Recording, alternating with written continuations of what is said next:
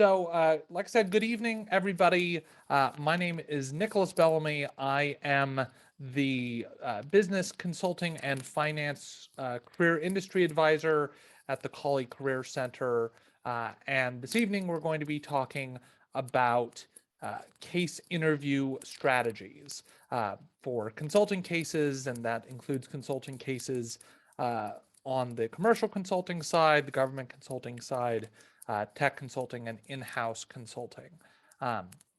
So this will be about an hour or so. Like I said, feel free to send chats with questions throughout. Otherwise, we'll leave time for Q&A at the end. And this presentation will be sent out in PDF to everybody who registered. So don't feel like you need to copy down all the information, because you will get the PDF. So case interviews are generally this mysterious thing that is only heard about in relationship to consulting. And so there's a tendency to think of it as this like super intense, super scary process that is the way to unlock a job in consulting. The reality is, while it is relatively unique to consulting, it is not too different than what you might see in other sectors, and it's not too different than what you might see in a day-to-day experience in consulting. And so over the course of our discussion tonight, I'll go through strategies to both approach the case interview itself and then strategies to prepare for the case interview. So what is a case interview and why does it exist? It's important to know that a few things. One, a case interview and a case is an artificial scenario. So there's a lot of suspension of disbelief that has to happen. They are either simplified cases or made more complex with very specific ways that the company has designed in order to have you demonstrate certain skills that then the interviewer is going to evaluate. In theory, these cases are analogous to an actual situation that you may experience in consulting, except for some types of problems that we'll get into.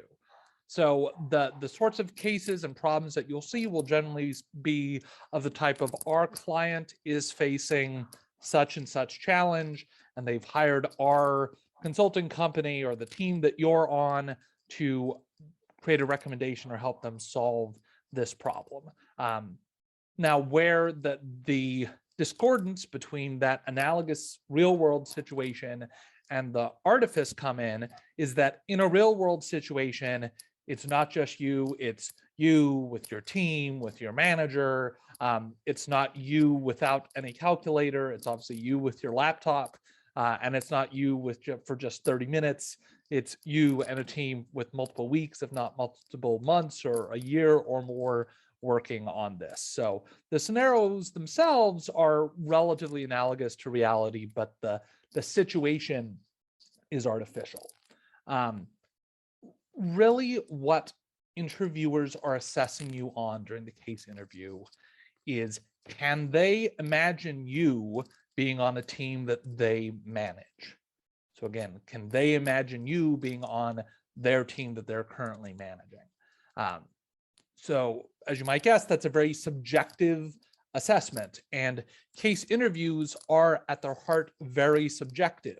It is just an objective structure to get to a subjective assessment, just like any interview is sort of a subjective assessment of how the interviewer, and by extension the company, feels whether you could be a good fit for the position they're trying to hire for. And that would be true for either internships or full-time positions. So what are they trying to imagine? They're trying to see if you already have some of the key skills that are used and necessary in consulting. And can you demonstrate those skills under the pressure of this artificial case scenario? So in theory, you're showing some of those skills already in a written form, in your resume, and maybe you've talked about, in theory, having demonstrated some of these skills during your behavioral interview. The case interview is to see, okay, how do you display those and demonstrate those in a situation where there's time pressure, there's the natural pressure of being with somebody you don't know, your interviewer, and that's similarly is supposed to roughly reflect some of the real world tensions that exist in consulting. The most important thing to note when it comes to case interviews is cases are not about finding the correct answer. So one of the biggest mistakes I see candidates do is to treat a case sort of like SAT or ACT prep. Like you're doing all this stuff to get to the right answer, and whether that means you're just like heads down doing it in a paper, or like running around the room, or like deep studying for X amount of time, you're just trying to get the right answer. That is not what a case interview is. What a case interview is about is demonstrating the core consulting skills that you're going to be evaluated on. And so most of those are interpersonal skills rather than just getting to the right answer skills. So some examples of what those interpersonal core consulting skills are that you're being evaluated for. One, are you calm under pressure? That's part of the purpose of the artifice of the scenario, the time bound, not having a calculator. It's not to see if you can do math in your head and therefore you're cool. It's about being able to determine, like, can you remain composed even when there's this pressure of the artificial scenario? Another very important thing, collaborative communication style. There are two ways that you can fail at this, and I've seen people that otherwise seemed really well set up for consulting fail at this, one of which is you go in and are completely robotic. So again, if you're treating this like a test where you're just trying to get the answer, or if you're treating it like a music recital where you've practiced so much that you just want to get the exact right answer, and that's not what case interviews are. The other way where people fail at this or struggle is when they approach it from the perspective of like steamrolling the interviewer, like you are there to show your skills and strut your stuff. That isn't what a consulting team is. So there should be a fair amount of back and forth and interpersonal rapport building. We'll get to what that means in a minute.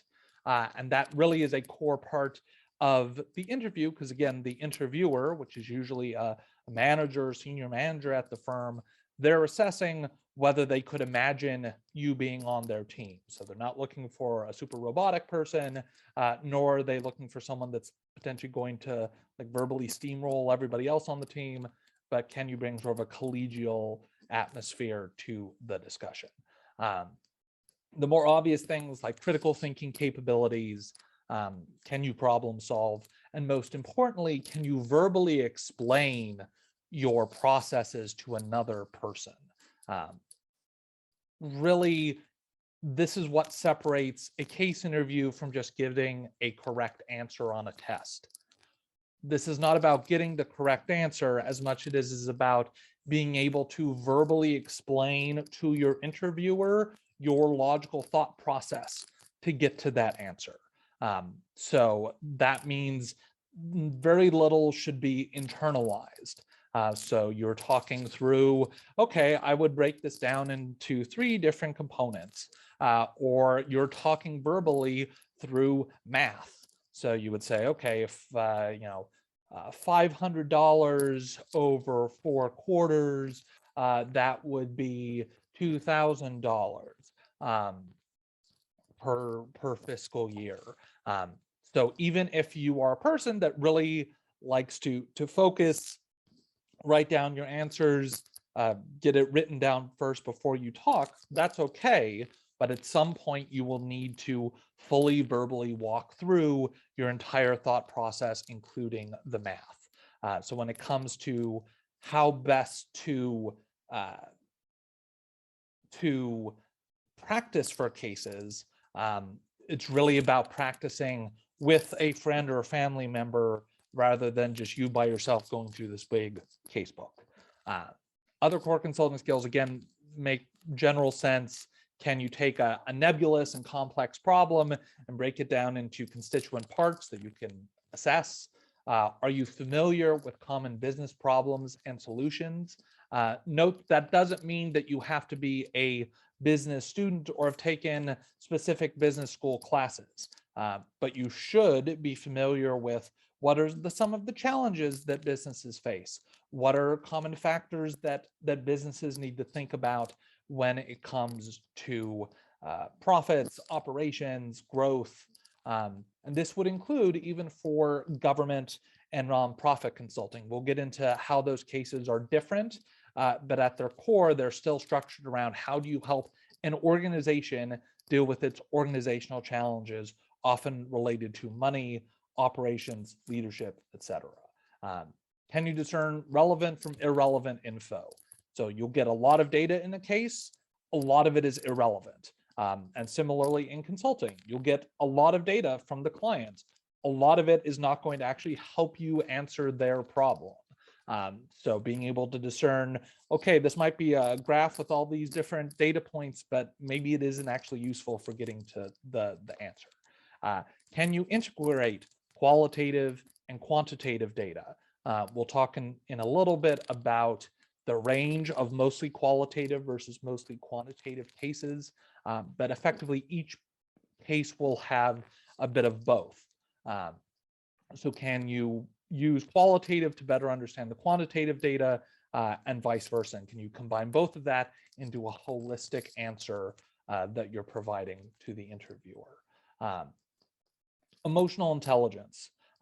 So something that's incredibly important in actual consulting is showing empathy towards your client, trying to understand what your client's incentives are, what your client's sort of hidden concerns are, particularly if they're not very upfront about them or are not completely clear about them themselves. So the more that you can, when you're giving the answer, caveat it with, this would be only the right recommendation if they maintain support from the board of directors, or this is the right business answer, but this is likely going to cause some friction between this division and the client's other division, or between employers and employees and leadership within this organization. So showing that emotional intelligence is what goes from okay, this is in theory the right answer to a actually good answer that shows and demonstrates those skills. And then finally, recognizing dynamics between consultants and clients. There's a tendency when you're doing the case to sort of adopt the persona of the client organization and say, we should do this, we Coca-Cola should do this. But you always have to remember that the we in the situation is not Coca-Cola, the client, it is Accenture or it is McKinsey. So the clients will act towards consultants, generally recognizing that there is a difference in power, there's a difference in outlook. And so when you're giving recommendations, always remember that the scenario is you being part of an outside company that is being paid and hired by the client organization to help them. So you have to add a lot of words like we would recommend versus we will do this, to be able to show that you understand that those dynamics exist, because they very much do in the real world of consulting. So what type of cases are there? So some of you that have already either gone to some of the info sessions for different consulting firms or have started going through some of the case interview workbooks will see that there's a fairly broad range in types of cases you will see. The strangest ones are brain teasers. Now, these were the original types of cases. They're not used that much anymore, but are still used by some firms like McKinsey, Bain, or BCG, which see themselves as more traditional strategy consulting companies.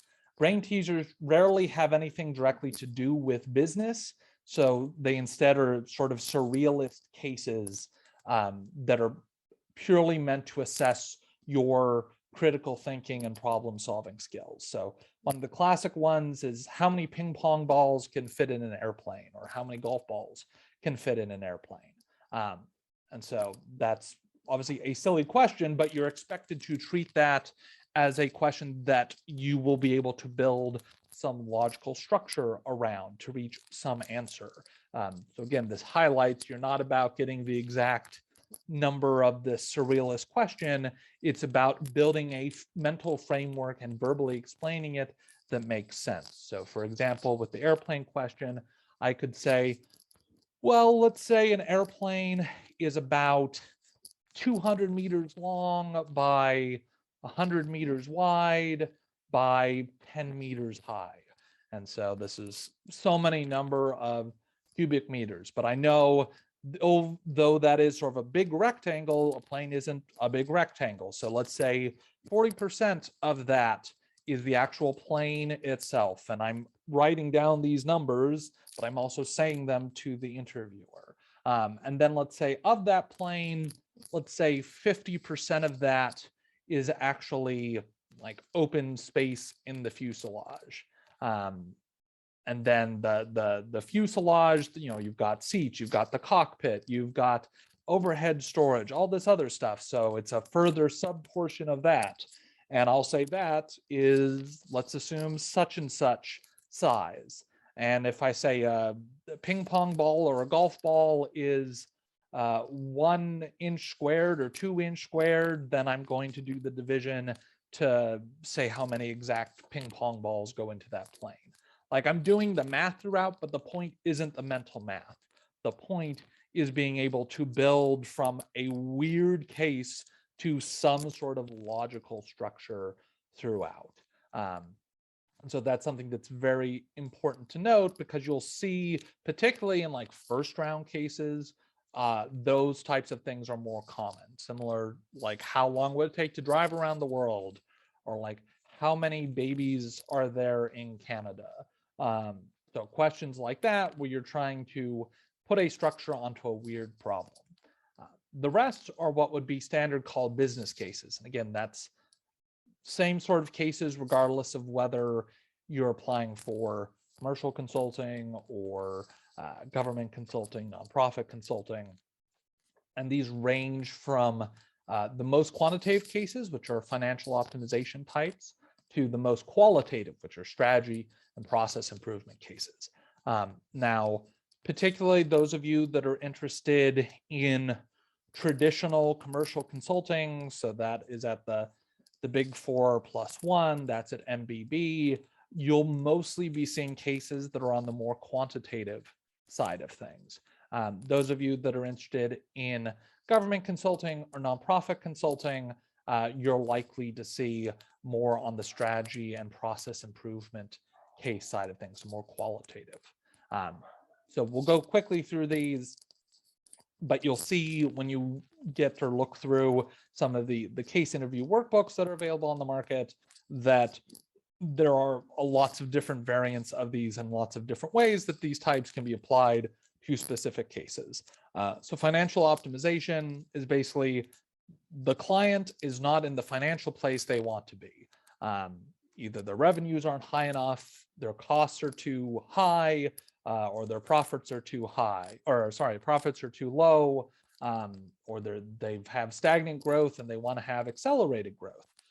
So in the financial optimization cases, you're effectively having to go through all of these financial data points to assess what could they do to increase their profits, increase their revenue, lower their costs. And so usually these fit into one of those three, whether it's what is the goal? Is it to maximize profit? Is it to generate more revenue, or to reduce costs? Those are the most sort of core financial ones, and they're fairly common. So it is very helpful if you've at least looked a little bit into like core accounting principles. Like you don't necessarily need to take an accounting class, though it's helpful if that's an option. But even having some broad familiarity with like basic accounting will really help in the financial optimization cases. A little bit less quantitative and a little bit more qualitative market entry cases. Now that could be entry in terms of the client wants to bring a new product to market, and or the client wants to bring their current products into a new geography. You know, they're a Chinese company and they want to expand their operations in Brazil. This mixes both, okay, what would be the financial implications? What do we think their revenues would be? What would be their costs? But also some of the qualitative elements, which are, okay, what are the regulatory barriers? What are the sort of capital needs to be able to continually fund these operations, that sort of thing. And those are also basically, for the most part, your financial optimization and your market entry cases make up the vast majority of the cases that you will see in consulting writ large. Other type of cases, mergers and acquisitions, these are generally structured around our client is potentially thinking about purchasing this other company. Would you recommend that they go ahead with that purchase? So there's a lot of different elements there of thinking about what's the state of the overall market, what's the state of the buyer company, who's usually your client, what's the state of the target company, the organization your client is looking to buy, what are the risks and what are the opportunities, both from a financial perspective as well as an operational and cultural perspective. These types of cases usually require the most amount of pre-existing financial and business knowledge. They're not as common, thankfully, as the market entry or financial optimization cases, but substantively are some of the most multifaceted and complex. Continuing going from the most quantitative to the most qualitative side, market sizing cases, they are a more business flavored version of the brain teasers. So it'll be determining, okay, how many customers are likely interested in this product, and determining, like, even though it is a number, what would be the factors that would affect that number being large or small, based on demographics, based on customer needs, based on the position of the market. And this also sometimes gets rolled in as a subcomponent of some of the other types of cases as well. And then finally, strategy and process improvement cases. Again, these are ones are most common for government consulting and nonprofit consulting, as well as some of the in-house strategy consulting that places like Capital One or Google or Disney have. These are generally low in terms of numbers and more focused on what is the right strategy for the client, or how can they best implement this strategy, or how do they improve their processes. There is usually a quantitative portion in the middle of it somewhere, somewhat to just pay lip service to, oh yeah, we usually think of having numbers as part of the case interview, but usually that is not like the core of the case itself. So this is generally the least financially centric and requires the least amount of like true accounting or business background knowledge to be able to get through the contents and details of the case.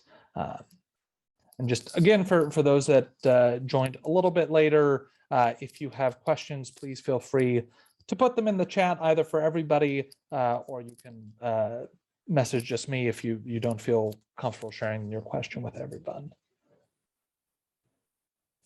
Okay, so what is the actual process of the case itself? So you have a case coming up and you're about to go into the room or join the Zoom call. How is it actually structured? The important thing to remember about cases is you're somewhat alternating between a more broad focus and a more narrow focus over the course of the case. So in theory, broadly, you've done all this prep and you have all this knowledge of various business and financial and organizational problem solving methods. Now, you don't know which, if any of those, are going to be relevant to the case you're actually going to get day of. So you can be preparing for all of those different types of cases we saw, and you might have one that is a random outlier from all of those, or you could randomly be the lucky winner of the really complex M&A case. And so for as much as you want to practice and prepare, it is not possible to be perfectly ready for every single situation. So you're trying to know some of the methods and frameworks, but there's no way to be perfectly ready for the case day. So you come in the room or join the Zoom call. First and most important thing is to build rapport with the interviewer. So like standard conversational stuff. Hey, how are you doing? Like, where are you based out of? Oh, I've never been there, but I want to go there. Oh, I have a family member that lives there. Oh, what school did you go to? Like normal people things. Again, the people that are interviewing you are usually not recruiters. They're usually people that are actual leaders within the firm. So they very well could be people that you work with if you join the firm. They could be your manager. They could be part of a team that you're overseeing or collaborating with. So this is a very key part of really making that interpersonal connection and getting the interviewer to understand that you recognize the sort of collaborative nature of consulting. There's a lot of times where I've seen people act one way in the quote behavioral interview. So the interview where they ask, oh, tell me about yourself. Why do you want to work here? That sort of thing. And act completely differently in the case interview because they think, oh, well, that's the like fluffy thing. And now this is the get down to work problem solving thing. Those are all one thing. You're being assessed over that holistic performance. So if you're really personable in the behavioral, but come off like a really intense robot in the case, you're most likely not going to get the offer from the company. So you want to help them recognize that you realize that this collaborative nature. Honestly, if you spend a lot of time in rapport building and don't get too deep into the case, that is fine, because it's the interviewer's job to sort of keep you on track as much as they want you to be. So if you leave your 30-minute or 45-minute case and have mostly just talked with the interviewer and you felt like the two of you were vibing well, that's actually great. That means you did really wonderfully in that case interview because the interviewer thought you clicked so well that they just talked with you the whole time rather than actually going into the case. Okay, so you've done your initial rapport building, and then the actual case begins. So the interviewer will start usually verbally. Sometimes they'll also give you a paper handout that'll have some of the main points written, where they say, our client is such and such organization that has this problem. They've hired us to do this, and there's all sorts of data in there. Really, really important for you to take notes during that whole process, because not only will sometimes that only be verbal, so if you don't get the information once, it's hard to get it again. You usually can ask at least one time for them to repeat the case, but you can't ask for that more than once. So you want to make sure you're both getting the important data, and like to start, you don't need to determine what is relevant versus irrelevant. Just make sure you get all of the data, and then you can make that discernment later. Now, in addition to the case itself, there is the data related to the case. Now, generally, interviewers will not give you all the relevant data up front. Instead, you have to play a sort of go fish game where you say, do we have any information about the competitive landscape? No, we don't have any of that information. Okay, well, do we have any information about their number of customers. Oh, actually, we do. Here is a breakdown of their customer data they provided to us. And so that is part of how you're assessed, is being able to self-identify what are the important types of data that you would need for this case. And then again, being able to collaboratively talk with the interviewer to try and find that data. And usually the interviewer will take that to help direct you, like what areas of the case you should be focused on and what stuff you can sort of put by the wayside. So this is sort of like the narrowest point of the case, because you're talking about this very specific case, the very specific data for this very specific case. Then you zoom back out again to say, okay, of all of those methods that you have learned about, what, if any of them, are relevant to this specific case? So you're trying to say, okay, I've got a general case structure or framework or way to think about the market or organizations. How does any of that apply to the specific case here?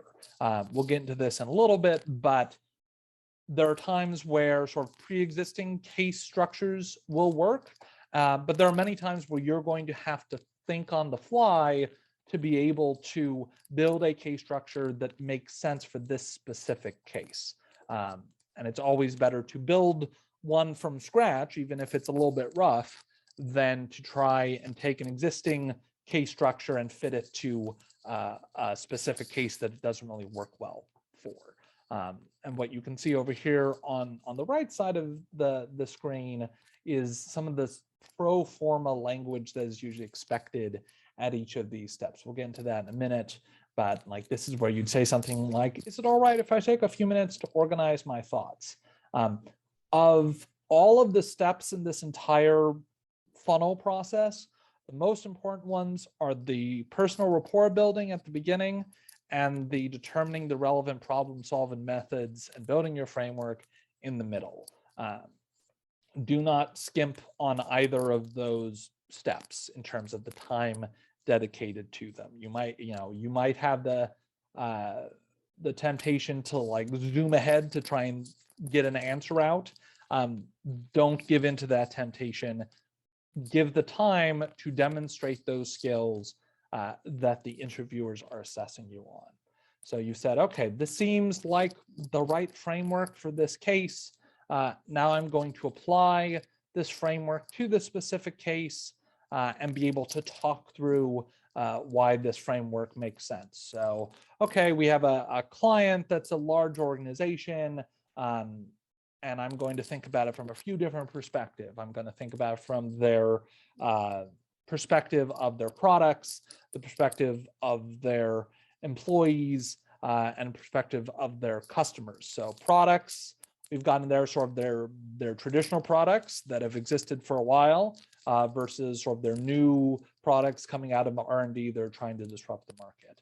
Of their employees, who similarly have sort of the senior employees that have been there a long time, not much turnover, versus the more junior employees where you have a fair amount of turnover, but they're also investing a lot of time and effort to train them. And then you have customers and similar sort of breakdown.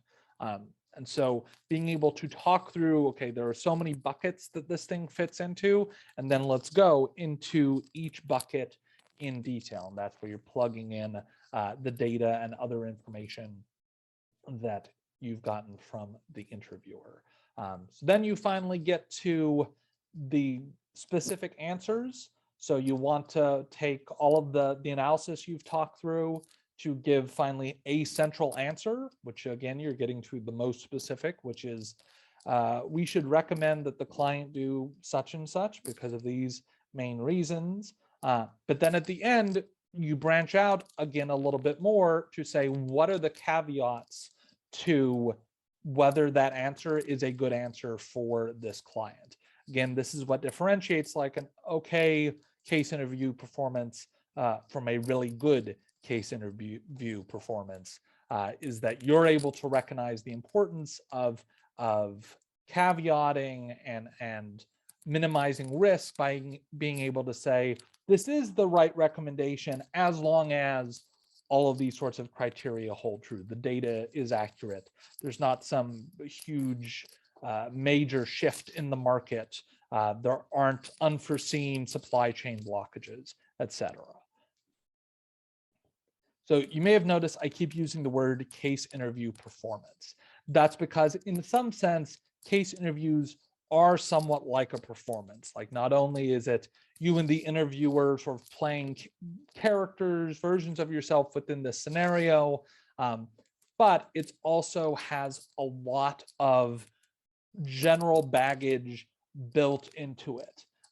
So not only on your end as the candidate being hearing about, oh, there's these case interviews, they're really intense, like how am I going to prepare for it? But basically everyone that you're interviewing with at some time also went through this process. So they have some of their own sort of baggage that's connected to the case interview process. And some, but not all, of case interviewers will see this as sort of a rite of passage, which like you doing the case interview is like how one becomes a consultant.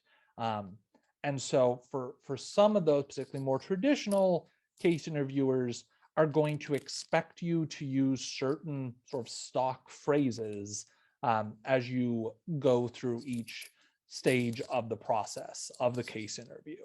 So these are sort of like etiquette phrases, like instead of please and thank you, it's things like, is it all right if I write down some notes as we chat? Or are there any other parameters? Or let me see if I understand this correctly. Did I understand that correctly?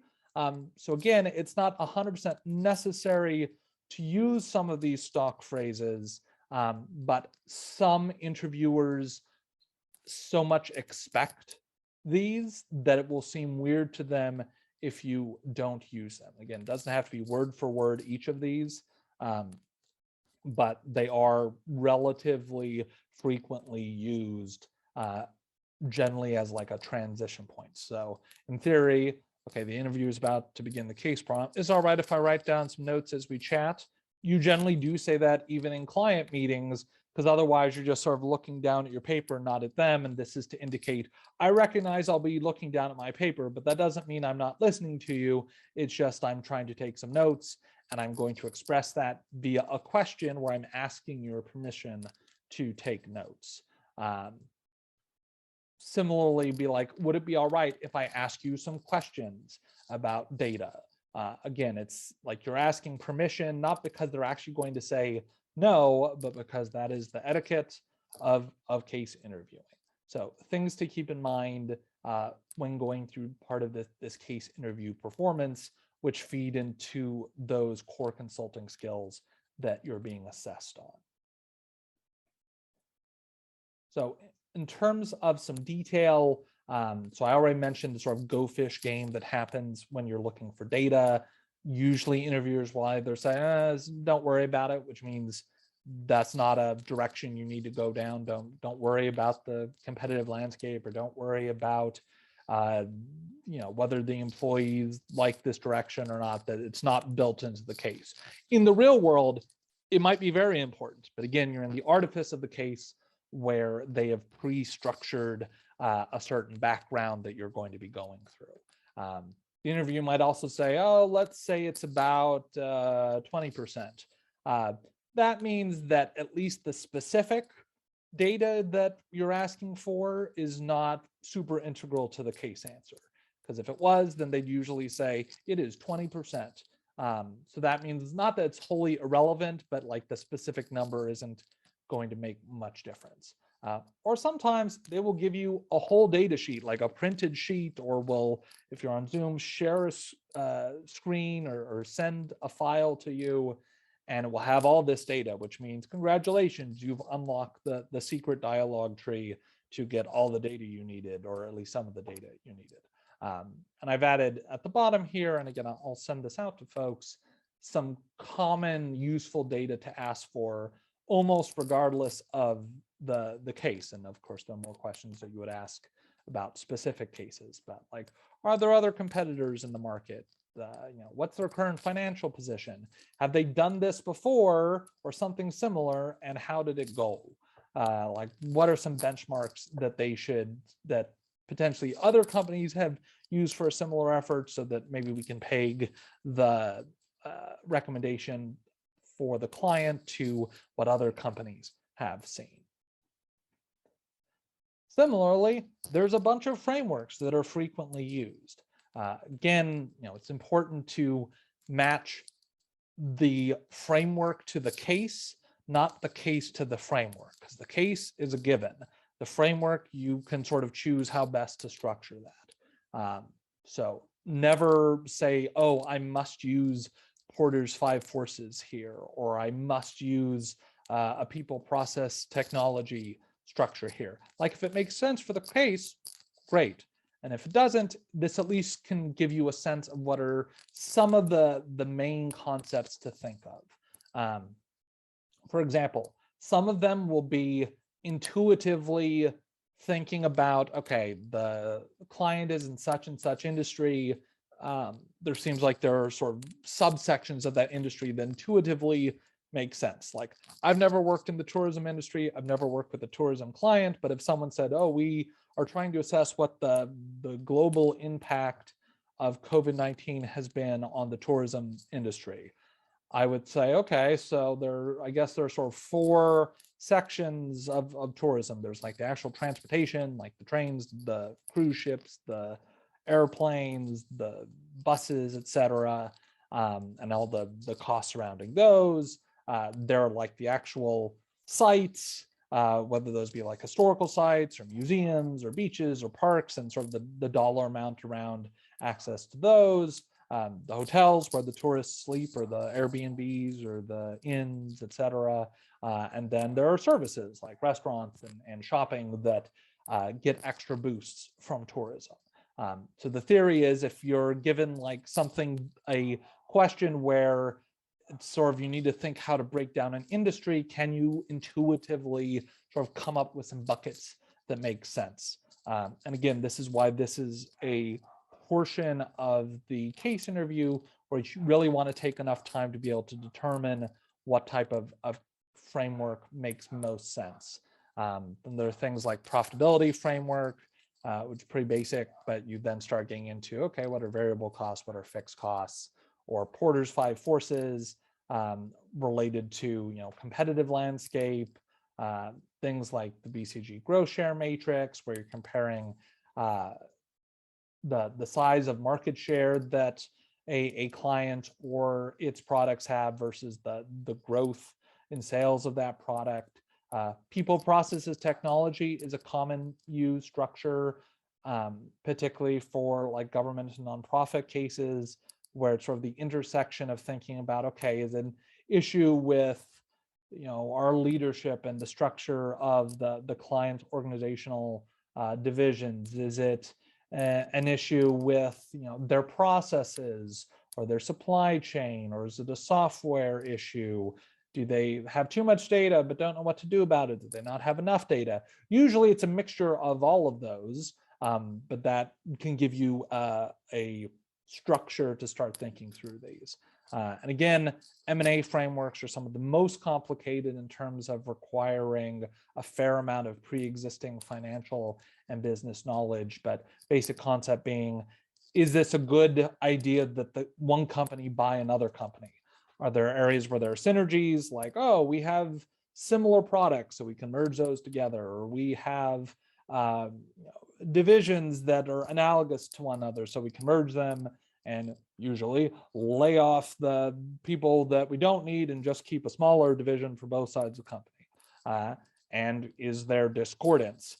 Well, companies A's customers think of them as a really luxury boutique brand, and company B's customers think of them as sort of bargain bin sales products, frequently on sale. Now, those could work, but those are discordant and have negative effects if those two things then try to merge. And so, again, there's a lot of different frameworks out there. Read up on some of them, but you don't need to very strictly practice and memorize all frameworks, because again, rarely will there be only one framework that works for a given case. and rarely will a given case perfectly fit a pre-existing framework. Part of the hardest things, finally, is trying to caveat your answer. So you've asked for data, you've gone through a framework, you've gotten to some sort of answer, mixture of qualitative and quantitative information, but now you're being asked to provide some of these caveats, which, why would you know what those caveats would be if this is sort of your initial step into the business world?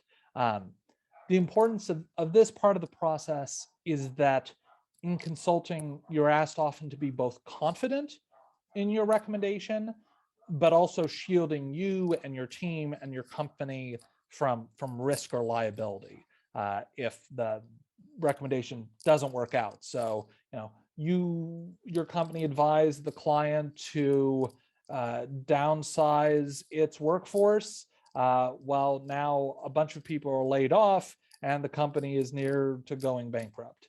Well, that is sort of on you, but consulting says that, well, this was a recommendation based on all of these other factors, which ended up not holding true.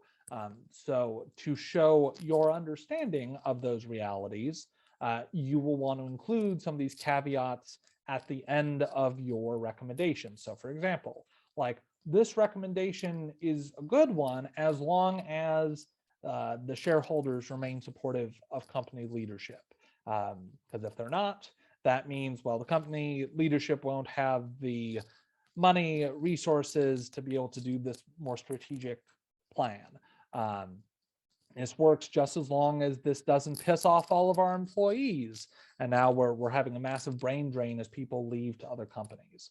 Or as long as we have relatively cheap access to capital. As many of you probably saw, some of the changes the Fed made to the interest rate this week, like, you would usually say something like, well, this assumes that interest rates don't change much over the time span that we're talking about for this case, or there aren't regulatory delays, or at least the ones that are expected. And then are some of these broader macroeconomic factors, so that you recognize that the client and you don't know what every other organization is doing. So just as they're trying to break into the market with this new fancy thing, some other competitor might also be trying to break into the market with a similarly fancy or even fancier thing. Something that is a challenging part, which is usually rare for companies to include in undergraduate case interviews, but can become frequent for graduate school, or say you're a year or two out from school and are applying for consulting firms, is intentionally giving you inaccurate data.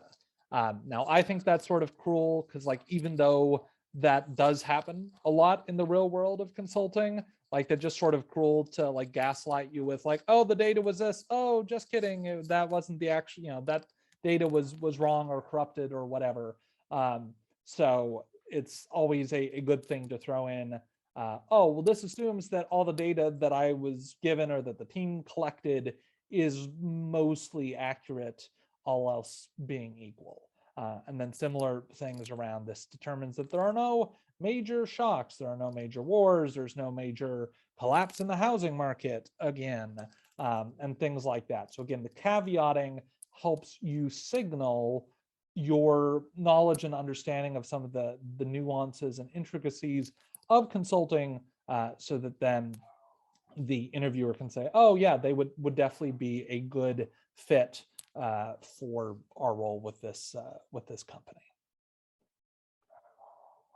And so what are your sort of options in preparing for case interviews? There are really 3 different methods, and I would really only recommend one of them. There is, on one side of the extreme, the cramming method. Standard, oh no, I've got a final coming up in 2 days and I haven't cracked the book for it. So, okay, I need to fit as much as in my head in a shorter period of time. I'd say this is really only an option if you're I'll try out consulting, but I'm not super into it. And so it's okay, well, you don't need to dedicate a super bunch of time to prepare for it if you're like, oh, I'm not really into it. Or if you just can't, life happens, school happens, other internships happen, you can't go do too much for case interview prep. If that ends up being the case, practice some of the cases with a friend the week before you're interviewing, read up on some basic frameworks, read through some example projects on the company's website, which usually go through like, our company did X, Y, Z to help this type of client. So give you a sense of what some of the issues you might see are. The other end of the extreme, the over-prepared method. I also see a lot of people do this, where they say, okay, consulting is the most important thing I'm going to do. Like, I 100% need to be in consulting. And so I'm going to put my whole heart and soul into doing case interview prep. And I'm going to do 5 cases a day, every day for 4 months. And then I will know how to do cases. While that makes you prepared, it generally makes you way over prepared. And those candidates also often don't do very well, because then it's common to sort of get in your own head that, oh, I just need to do a case exactly how I've done it before, or exactly how I saw these cases. I need to say all the words right, and then I will unlock the magical compensation rewards of consulting. The problem is usually that makes you miss out on all of those interpersonal factors. So generally, the people that are less concerned with cases, honestly, like the people that do the cramming method, frequently do better than the people that were over prepared, because in the cramming method, yeah, you didn't see many cases, but you're generally less concerned about the case itself. You're like, well, we'll see how it goes. And that means they tend to really lean into the interpersonal thing. So it's a risk to be over prepared as well as under prepared. If you do want to be over prepared, make sure you know how many cases you feel like preparing. 10 case workshops for the firms you're interested in. There is some variation in how the firms run their cases. And you can read through business case studies. I found that Harvard Business Review's 10 must-reads series is really good. When I was going to start at Deloitte, I read through several of them. They're basically like Harvard Business Review's greatest hits, with different types of business cases, and that can also help you prep for consulting case interviews. So if those two are the extremes, what I recommend is the balanced method, which I found generally leads candidates to be more relaxed and confident, while having still a sufficient familiarity of different types of cases. So the goal isn't practicing 100 different cases 100 different times. It's not, I need to absolutely memorize each element of Porter's 5 forces versus the BCG growth matrix or anything like that. What you want to do is have familiarity with what the different types of cases are, different types of structures, different types of industries, and most importantly, to practice all those with another person. Because if you're not practicing with another person, you're really not practicing or preparing for the case interview. You're preparing to answer a problem or a business problem or write a business case study, but you're not preparing for the case interview, which is centered on all of these interpersonal skills. Attend a couple structured case workshops. Georgetown hosts some of them, like through either the business school or outside firms like Management Consulted. Go to some of the company's case interview workshops, but you don't have to go crazy with them. Research some basic business challenges and frameworks and accounting principles, and practice to the point that you generally feel comfortable talking about different types of cases. You'll never be prepared for every single type of case. And when you lean too far into the overly prepared category, you reach a point of like significantly diminishing returns. And at some point, those returns go negative. So you start getting worse because you're too in your head about the overall case process. In terms of resources, there are various case interview practice books. You don't have to buy all of them. Usually one is fine. There's an entire cottage industry centered around prepping for the consulting case process. Definitely beware that the cottage industry for consulting case interview prep is somewhat like the cottage industry. Cottage industry for like SAT prep, and that there's sort of a lot of like snake oil salesman stuff going on where it's like, oh, you just have to use our specific method and then you're guaranteed a spot, and that's never the case. Like, don't shell out a bunch of money for this. Like, you could spend so much money getting all of these different things, specific access to premium and pro resources, and it's really not worth that amount of money. And will this slide deck be sent out? I got a question in the chat. Yes, it will. I will send this slide deck out in PDF format to everybody. So that's the presentation. Hopefully it was somewhat helpful to folks. I will stop the recording and hang around a little bit longer if anybody else has any questions.